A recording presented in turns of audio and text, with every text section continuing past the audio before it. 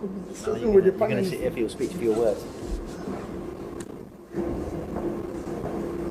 Well, I thought we were all panelists, but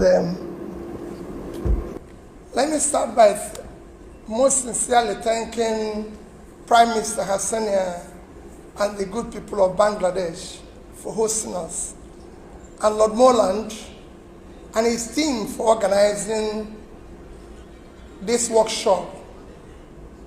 We're here to discuss SMEs, and all of us know that SMEs, like it's been mentioned by the presenter, today is the engine of growth in most countries of the world. Not just developing countries, but developed countries of the world. According to the last World Bank studies and survey, SMEs is about 90% of the businesses and creates over 50% of the job globally. In developing and emerging markets like Bangladesh, they contribute over 40% of the GDP. In Nigeria, it's a similar situation, over 45% of the GDP. In places like China, they contribute over 60%, creating 7 out of every 10 jobs. In India, it's similar impact. So across the Commonwealth countries, you can say it's creating the same impact. Commonwealth country, as you know today, is the 56th nation of the Commonwealth, is about 2.5 billion in population, a third of the world, with over 1 billion young population and over 1 trillion in exports. However, the Commonwealth, if you look at the wealth of the Commonwealth, is about over 150 trillion, which you can say is about 10 times the size of the GDP of the Commonwealth, because the last time I looked at the Commonwealth GDP, total GDP is about 14.5 trillion. And over 30 times the total world export of about 5 trillion. What we are going to discuss today is the issue of how to formalization and internationalization of SMEs, which is critical for the Commonwealth as a family. By supporting, internationalizing, and formalizing the SMEs, would have created wealth across the entire world, because Commonwealth countries exist in almost 5 continents of the world. So by formalizing and internationalizing SMEs, you actually come across the entire world by ensuring the growth of this engine of development. But there's a problem within the SMEs, which I'm sure the panelists will be giving attention to. One, this critical engine of growth is what is desired in today's world to be able to develop, especially, I keep saying, within the Commonwealth family.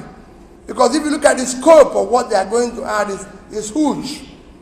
If you look at the global economy, while I said they are a third of the population of the world, but if you look at the world GDP, it's about 100 trillion, and you look at the GDP of the Commonwealth, it's 14.5 trillion, which means they're just about 15% of it. If you look at it per capita, the global per capita of the world is about $10.7, when we mean $10,700. But within the Commonwealth family, it is just $3,500. So you could see there's a lot of scope for growth, because most of the countries in the Commonwealth family are actually within the poor countries of the world, with so much potential. And to drive this potential and create this fortune that is sustained development across the Commonwealth, you need to support the SMEs, because these are the engine of growth, considering the amount of jobs they create and the impact they have, and they will be able, and this is where you have your youths who are starting entrepreneurship, building entrepreneurship, and that's where they are, and you must support them.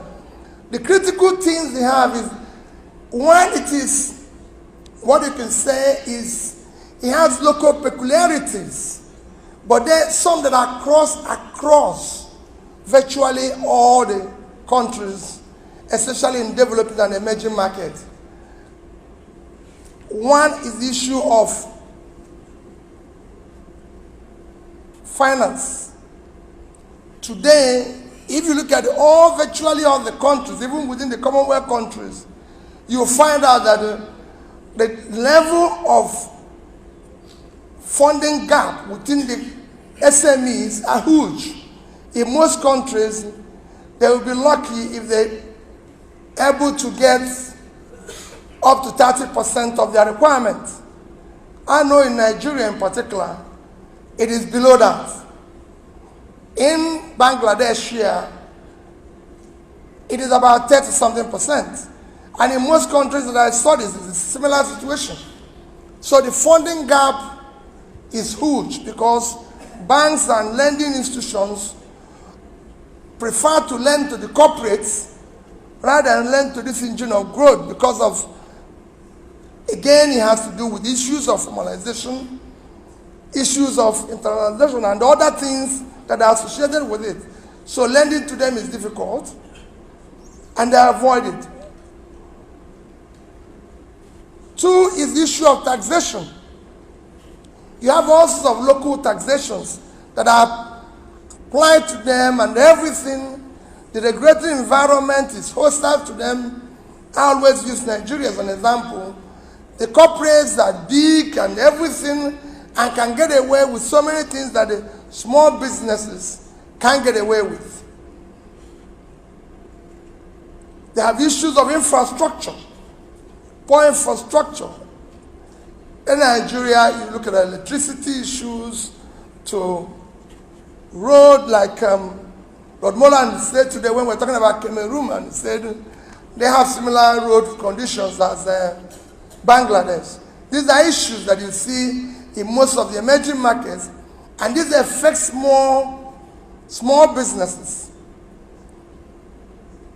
They have issues where, because of lack of formalization, they are not able to explore international markets. So these are issues that affect them. To deal with these issues, the Commonwealth, as a family, needs to intervene in various countries, and various countries look at their policy. If they have a policy that is targeted, a favorable policies that is targeted to SMEs, to help them to formalize, have proper registrations and everything, which are happening in some countries like China and Indonesia today, that have a special ministries and departments that focus on support of SMEs.